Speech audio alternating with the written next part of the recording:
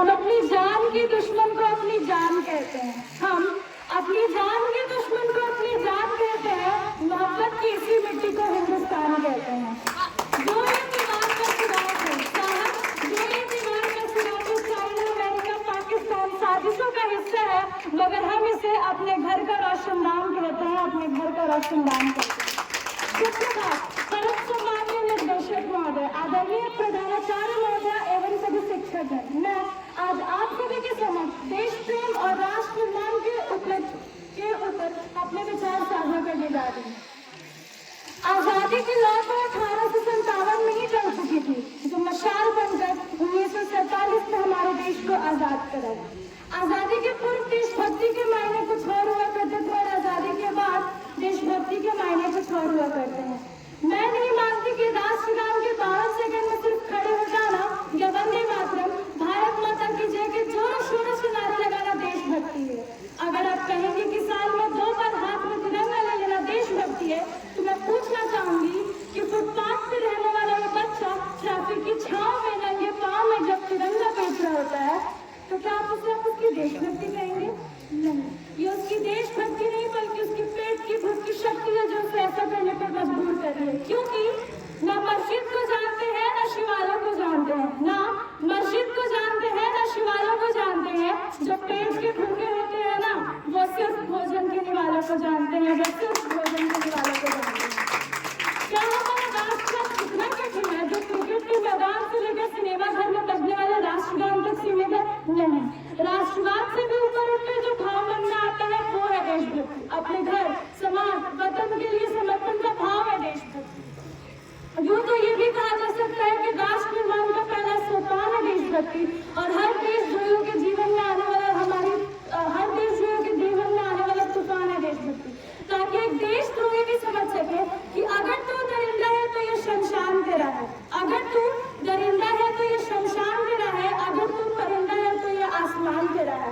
भाईचारा से रहना है तो रईस जमीन पर बढ़ना, तेरी कब्र भी यही और यही कब्रिस्तान तेरा है, यही कब्रिस्तान तेरा है। हमारा ये देश विभिन्न वर्गों से मिलकर बना हुआ है। जो एक विशेष वर्ग मेरे जहन में आता है वो है किसान वर्ग। वही किसान जिसके कच्चे घर की छत टपकती है लेकिन फिर भी वह बारिश की दुआ मांगता है। दुष्यंत कुमार जी के लफ्जों में कहूँ तो वही किसान जिसके खेतों में फसलों की जगह भूख उगती है, और जब जब किसी किसान के खेतों में फसलों की जगह भूख उगने लगी तब तक उस किसान ने शहर में नौकरी कर दी। ये बात चिंता का नहीं वरन चिंतन का विषय है कि जो रास्ता गाँव से शहर की ओर रोजगार हेतु जाता है, वो रास्ता शहर से गाँव की ओर विकास हेतु क्यों नहीं आ सकता? हमारा दूसरा विशेष वर्ग है युवा वर्ग। वही युवा जिसकी पीठ पर जिम्मेदारी थी अपने राष्ट्र, अपने समाज की आशाओं को बांधे रखने की, वही युवा 4x4 इंच की छोटी सी स्क्रीन पर अपने कोमल उंगली के घर्षण मात्र से अपनी भावनाओं की इमोजी भेज रहा है। 4 पटल रोड का काम मिला रोजगार ने भारत का भविष्य तबाह कर रखा है। हम एक ऐसे समाज में जीते हैं जहाँ शाम को मदर इंडिया देखने के बाद रात में अपनी ही पत्नी को पीटते हैं, जहाँ अपनी बहन को कॉलेज छोड़कर कॉलेज की बाहर खड़ी दूसरों की बहन पर नजर डालते हैं। हम एक ऐसे समाज में जीते हैं जहाँ लड़कों से बात करते देख जो भाई हड़कते हैं, लड़कों से बात करता देख जो भाई हड़कते हैं, वही भाई अपनी गर्लफ्रेंड के किस्से घर में हंस कर सुनाते हैं। हम एक ऐसे समाज में जीते हैं जहाँ अपनी माँ के हर काम को ना बोलकर उन्हें ना बोलने वाले के मुंह पर एसिड फेंकने के उद्देश्य से घर से बाहर निकलते हैं। और मैं बता दूं कि यही कारण है कि आज महिला सुरक्षा के मामले में हम आज भी चौथे स्थान पर आते हैं। महिला को आरक्षण रहित संरक्षण की आवश्यकता है, क्योंकि जो महिला बेलन चला सकती है वो बेशक कलम भी चला सकती है और सरकार भी चला सकती है। मजदूर को मजदूर समझिए, मजदूर नहीं। गरीबों को काम कीजिए, दान नहीं। और अगर दान देने के इच्छुक है तो जीते जी रक्तदान दीजिए और मरने के बाद अन्नदान देकर किसी मरते हुए को जीवन दान दीजिए। यही सच्ची देशभक्ति और यही सच्चा राष्ट्र प्रेम है। हम लोग ऐसे समाज में जीते हैं जहाँ पत्थर की मूरत को लगते हैं 56 भोग, जहाँ पत्थर की मूरत को लगते हैं 56 भोग, जहाँ भूखे नंगे तड़पते सो जाते हैं लोग। न सरकार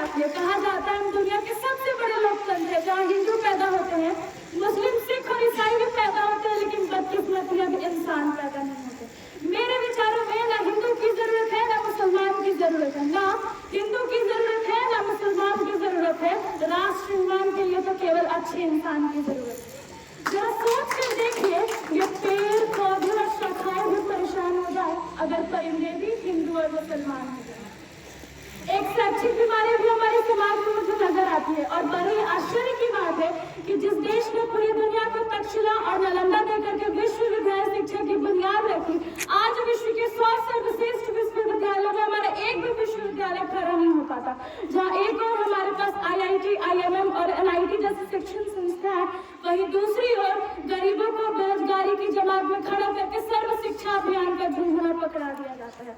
और मैं बता दूं, इस शैक्षिक बीमारी का केवल एक कारण वो ये कि हमारे देश की शिक्षा नीति केवल 2 तरह के लोगों के लिए बनी होती है, पहले वो जो विद्वान है और दूसरे वो जो धनवान है।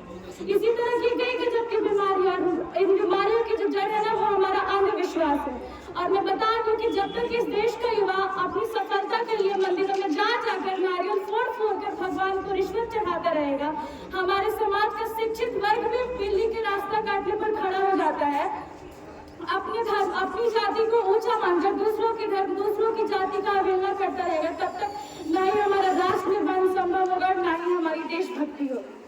हम असल मायने में हमारा राष्ट्र निर्माण तब संभव होगा जब इस देश में महिलाओं की पूजा नहीं, उनकी इज्जत की जाएगी। जब स्वच्छता अभियान में सरकार नहीं बल्कि सड़क पर चलने वाला हर एक नागरिक हाथ बटाएगा। असल मायने में हमारा राष्ट्र निर्माण तब संभव होगा जब एक गरीब बच्चा मध्याह्न भोजन के लिए नहीं बल्कि ज्ञान अर्जन के लिए सरकारी स्कूल में कदम रखेगा।